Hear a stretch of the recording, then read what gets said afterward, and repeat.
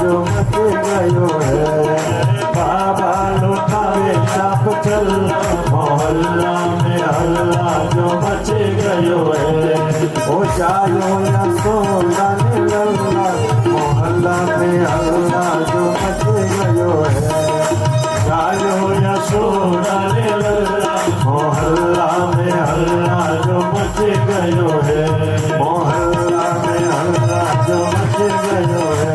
मोहल्ला में हल्ला जो मच गयो है। मोहल्ला में हल्ला जो मच गयो है। मोहल्ला में हल्ला जो मच गयो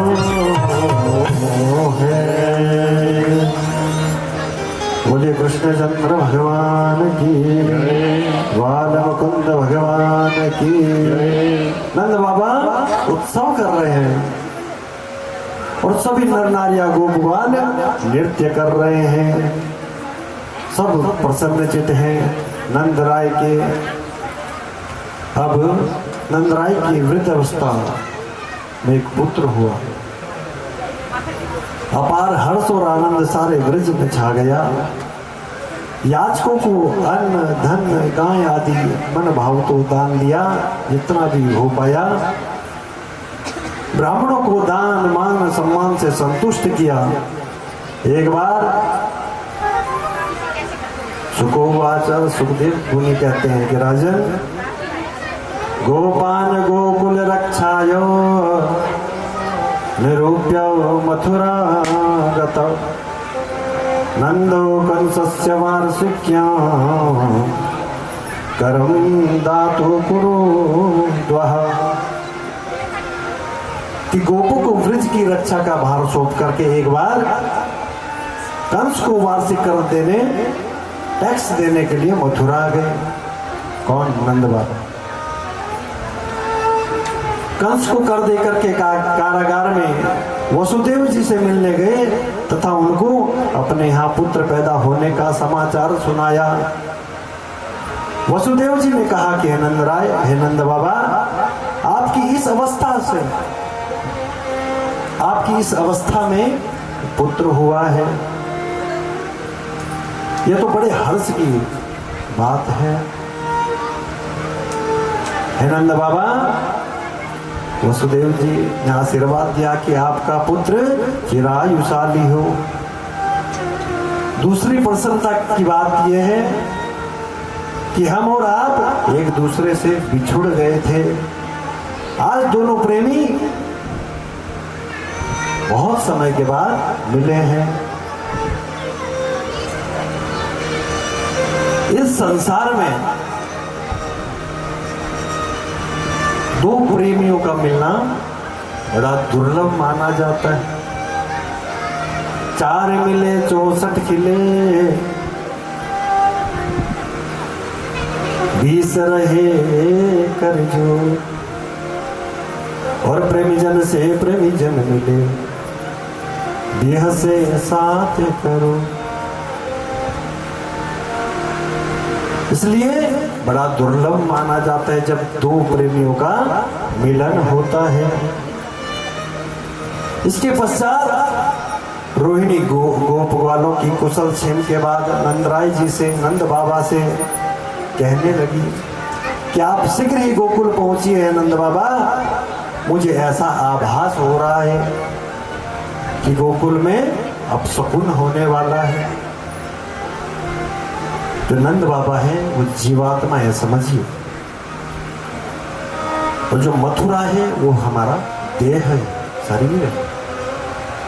और जो गोकुल है वो हृदय है। इसलिए जब नंद रूपी जीवात्मा हृदय रूपी गोकुल को छोड़ करके देह रूपी मथुरा में जाएगा तभी वहां उत्पात होगा। इसलिए हे नंद बाबा, मुझे आज आभास हो रहा है कि गोकुल में उत्पात होने वाला है।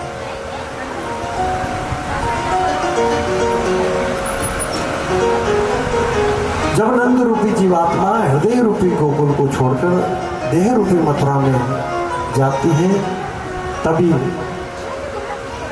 उत्पात रूपी पूतना उत्पात करते हैं।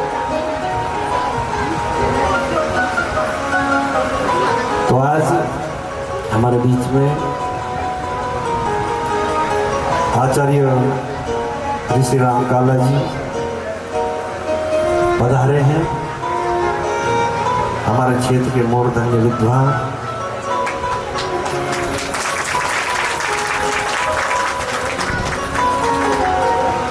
आप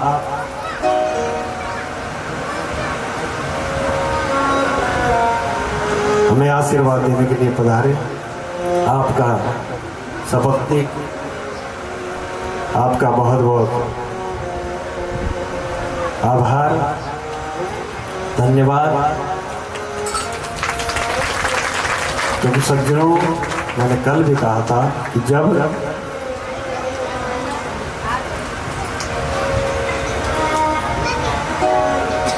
संतों का और ब्राह्मणों का आगमन हो जाए तो समझना चाहिए कि हमारा यज्ञ सफल हो गया।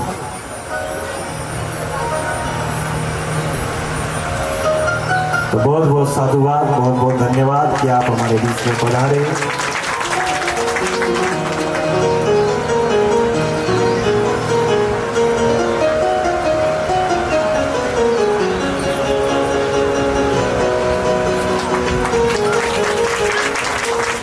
मैं आपका समस्त ग्रामवासियों की ओर से, व्यासपीठ की ओर से हार्दिक सम्मान, अभिनंदन करता हूं।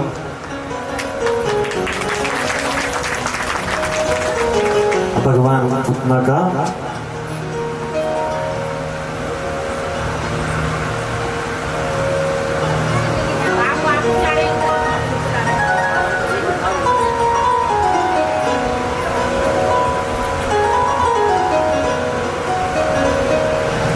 कंसेन प्रहिता घोरा पूतना बाल घातिनी सुसूचार विघ्न निघ्नन्ति पुरग्रामाव्रजादिषु। कंस के द्वारा भेजी हुई पूतना एक राक्षसी है, जिसे बालकों को मारने के लिए कंस ने नियुक्त कर रखा है। गांव गांव, घर घर जाकर के बालकों को मार रही है। पूतना बालकों के लिए ग्रह के समान है। पूत मैंने पवित्र, ना मैंने नहीं, जो पवित्र न हो उसी का नाम पूतना है। पूतना बहुत आकर्षक एवं रूप बनाकर एक बार नंद बाबा के घर में आई। यशोदा और रोहिणी ने चाहकर भी उसका विरोध नहीं किया।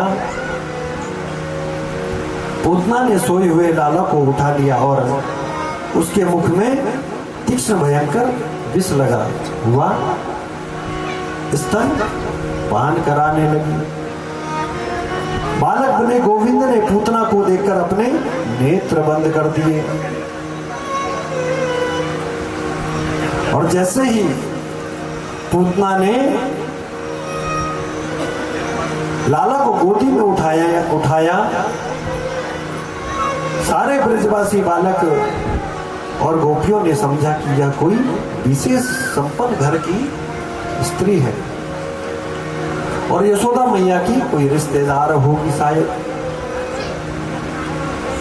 अतः किसी ने भी उसको नहीं टोका और पूतना आई, लाला को गोद में उठाया और लाला ने पूतना के दोनों स्तनों को पकड़कर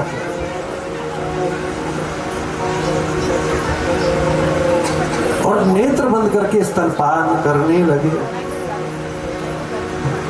कहते हैं कि पहले भगवान ने लागे पियन कृष्ण करे जोरा, लागे करण चुड़ावन सोरा। पहले भगवान ने दुग्ध पिया, फिर विष पिया और अब भगवान खून पी रहे हैं पूतना का। पूतना कहने लगी, सा मुंच मुंचालमिति प्रभासिनी निष्पद्यमाना अखिल जीव मर्मण विवर्त नेत्रे चरणों भुजो मुहो प्रविश्य गात्रा चिपदीर्घोरः। पूतना कहने लगी, 2 बार कहा कि सा मुंच मुंच लावती, छोड़ दो मुझे, छोड़ दो, मुंच मुंच 2 बार कहा।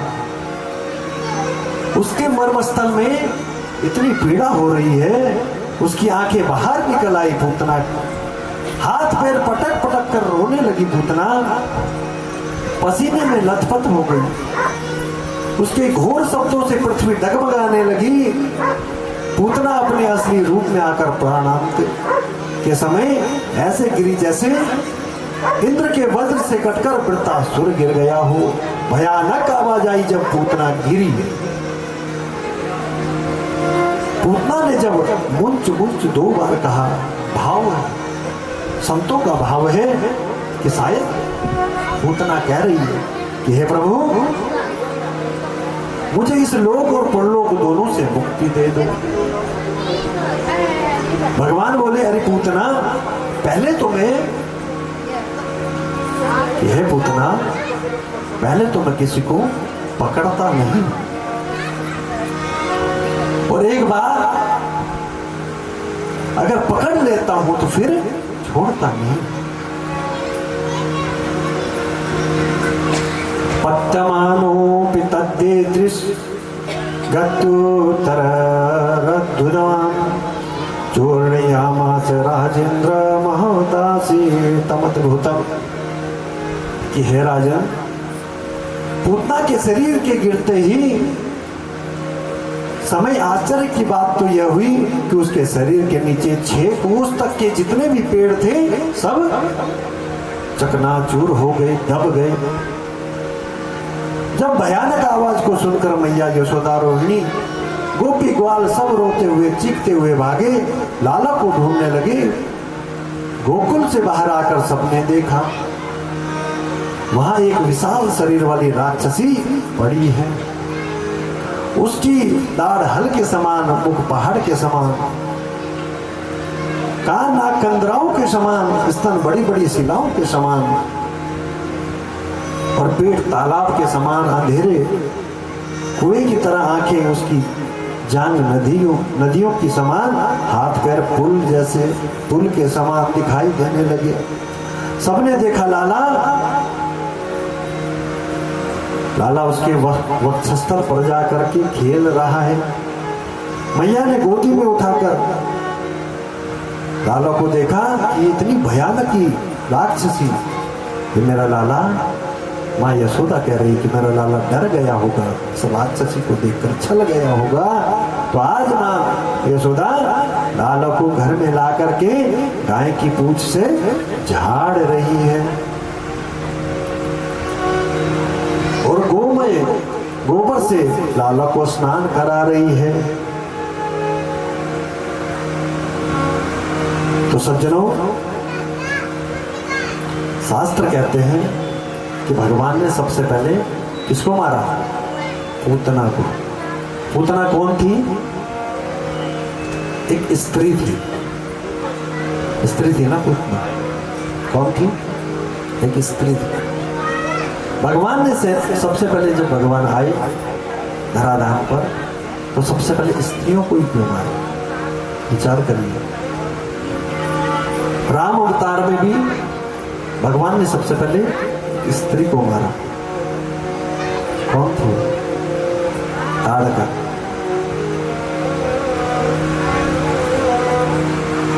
और कृष्ण अवतार लेकर जब परमात्मा आए तो सबसे पहले पूतना को मारा, क्योंकि शास्त्र कह रहा है कि स्त्रियों के अंदर अविद्या सबसे जल्दी विराजमान होती है। इसलिए संत कहते हैं भगवान ने सबसे पहले स्त्रियों को मारा। अविद्या सबसे जल्दी प्रवेश करती है स्त्रियों के अंदर, इसलिए भगवान ने स्त्रियों को सबसे पहले मारा।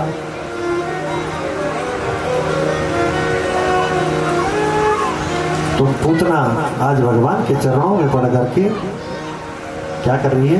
प्रार्थना कर रही है भगवान से। कृपा की न होती जो आदत तुम्हारी, तो सोनी ही रहती अदालत तुम्हारी। कृपा की न होती जो आदत तुम्हारी, तो सोनी ही रहती अदालत तुम्हारी।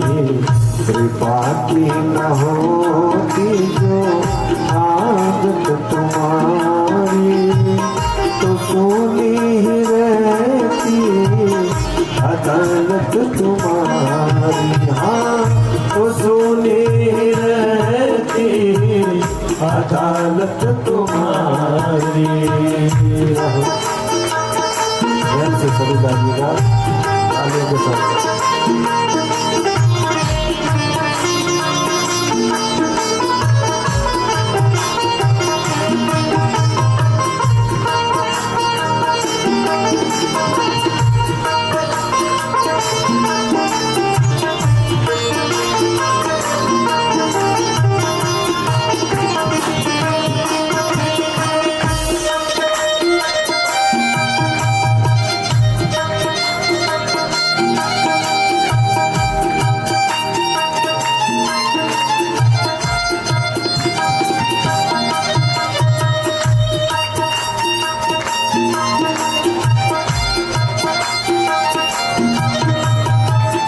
जो तीनों के दिल में जगह तुम न पाते, जो तीनों के दिल में जगह तुम न पाते, तो किस दिल में होती हिफाजत तुम्हारी, तो किस दिल में होती हिफाजत तुम्हारी। गरीबों की दुनिया है आबाद तुमसे, गरीबों की दुनिया है आबाद तुमसे। गरीबों से है बादशाहत तुम्हारी, गरीबों से है बादशाहत तुम्हारी। कृपा की न होती जो आदत तुम्हारी, तो सोनी रहती अदालत तुम्हारी। हो तो सोनी रहती अदालत तुम्हारी। हरि बोल।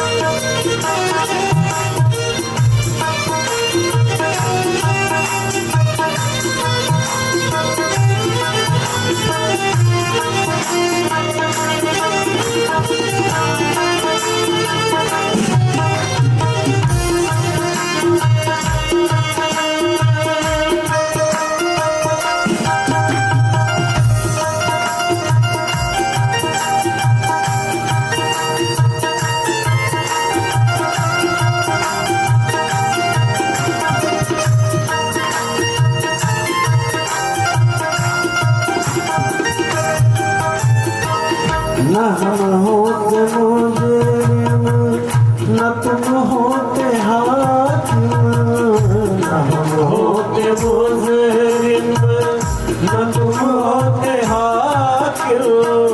न घर घर में होती इबादत तुम्हारी, न घर घर में होती इबादत तुम्हारी। तुम्हारी ही उल्फत के दृग बिंदु है,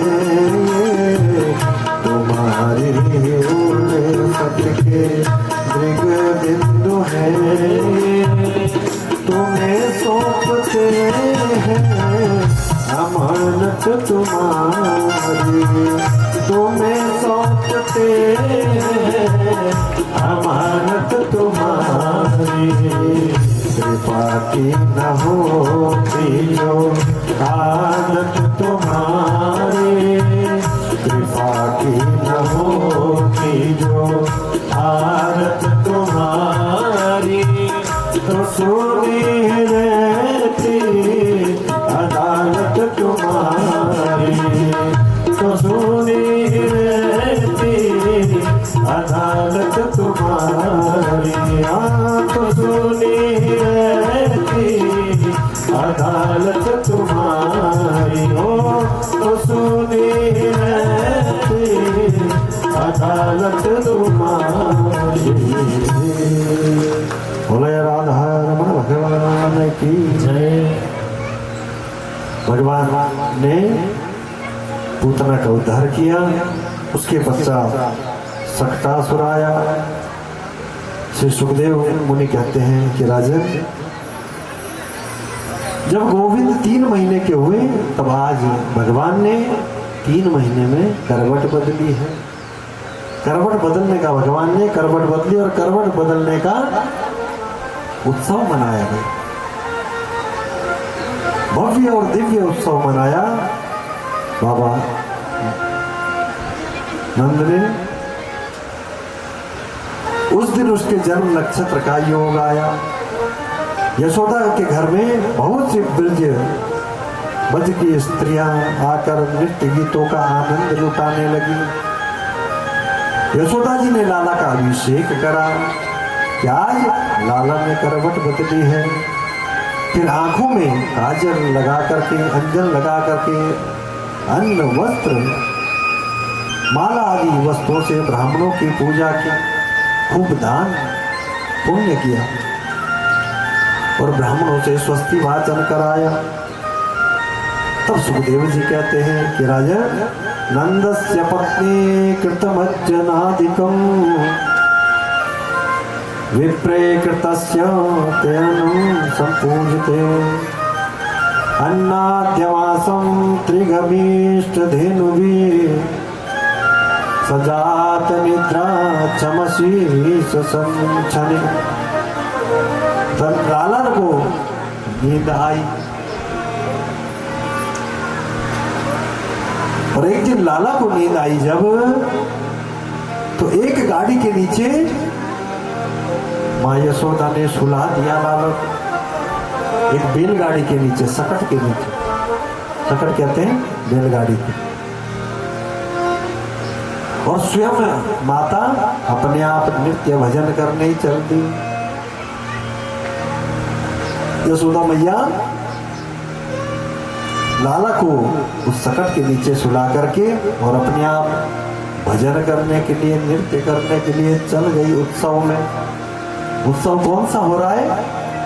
लाला ने आज पहली बार करवट बदली है। लाला ने सकट में बैलगाड़ी में बैठे सक्तासुर को देखा। अब तो लाला जोर जोर से पैर फेंककर पैर पटकने लगा और पैर का जैसे ही सकट पर स्पर्श हुआ लाला के पैर का, भगवान के पैर का, तो सकट सहित सक्तासुर बहुत ऊंचा उठा और नीचे गिर करके उसका गोविंदाय नमो नमः हो गया। बोले बाल मुकुंद भगवान की। मैया यशोदा और सारे गोपी ग्वाल भयभीत होकर लाला की तरफ दौड़े। लाला को देखा तो लाला हर्षित हो रहा है, हंस रहा है, खिलखिला रहा है। तो मानो सक्तासुर का वध करके भगवान ने आकाश तत्व की शुद्धि की।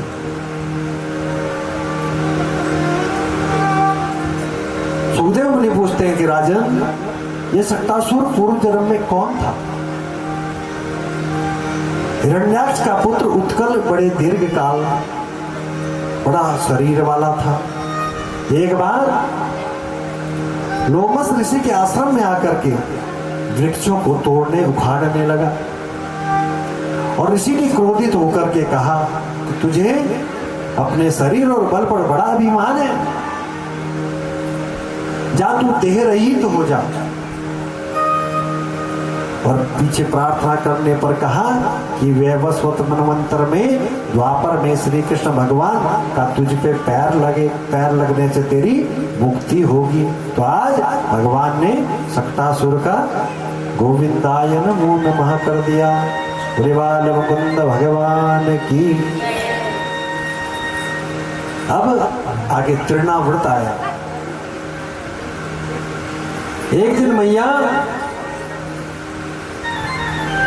यशोदा लाला को दूध पिला रही है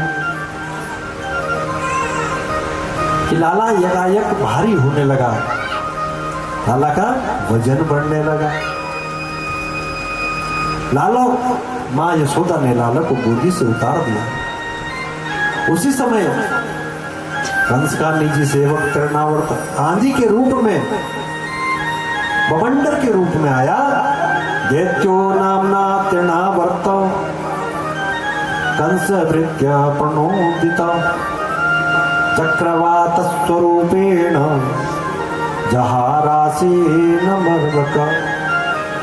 ये जितने भी राक्षसी कंस के द्वारा भेजे हुए हैं भगवान को मारने के लिए, समझ रहे हैं आप? सबसे पहले पूतना आई, फिर सक्टासुर आया और फिर तृणावर्त। ये कंस के द्वारा भेजे हुए राक्षस हैं। एक दिन मैया यशोदा लाला को दूध पिला रही है। लाला यकायक भारी होने लगा और माता ने तुरंत गोदी से नीचे उतार दिया। उसी समय कंस का निजी सेवक तृणावर्त आंधी के रूप में, बमंडर के रूप में धूल उड़ाता हुआ सारे गोकुल को ढक दिया। मानो लाला को उठा करके आकाश में ले गया कौन? तृणावर्त। ध्यान दिया, परसों सारी कथा पूछूंगा मैं लास्ट दिन, मैंने क्या क्या 7 दिनों में सुना है। पर लेकिन जैसे डोगरी के श्रोता हैं वैसे मैं सीरियल में श्रोता नहीं देख, तो ध्यान से कथा सुनते हैं, आनंद भी आता है सुनने में। हमारे ब्राह्मण देवता संगीताचार्य लोग बोलते हैं कथा के बाद, जैसे लोग यहाँ श्रोता कथा सुनते हैं वैसे देखे नहीं हमने। सच्ची बात है। जोरदार ताली अपने लिए बजा दीजिए।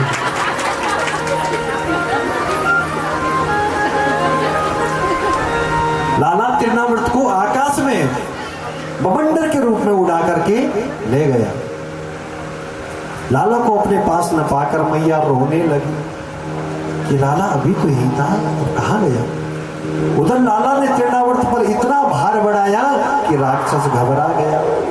तृणावर्त ने बच करके भागने का प्रयास किया, परंतु लाला ने उसका गला दबा करके प्राणांत कर दिया। श्रीवाल मुकुंद भगवान की। तृणावर्त के साथ ही लाला गोकुल में आकर गिरे और राक्षस की छाती पर खेलने लगे। तृणावर्त की छाती पे लाला खेल रहे हैं। माता और माँ यशोदा और ब्रजवासी ने जब लाला को सकुशल खेलते पाया तो आश्चर्य करने लगे कि लाला इस राक्षस से कैसे बचा तू। लाला को पंचगव्य से स्नान करा करके भगवान को धन्यवाद देने लगे। जब भगवान ऐसे ऐसे दुष्टों का भी उद्धार कर देते हैं तो अपने भक्तों को सदगति क्यों नहीं करेंगे। और ये तृणावर्त, सुखदेव मुनि कहते हैं कि राजन ये तृणावर्त कौन था?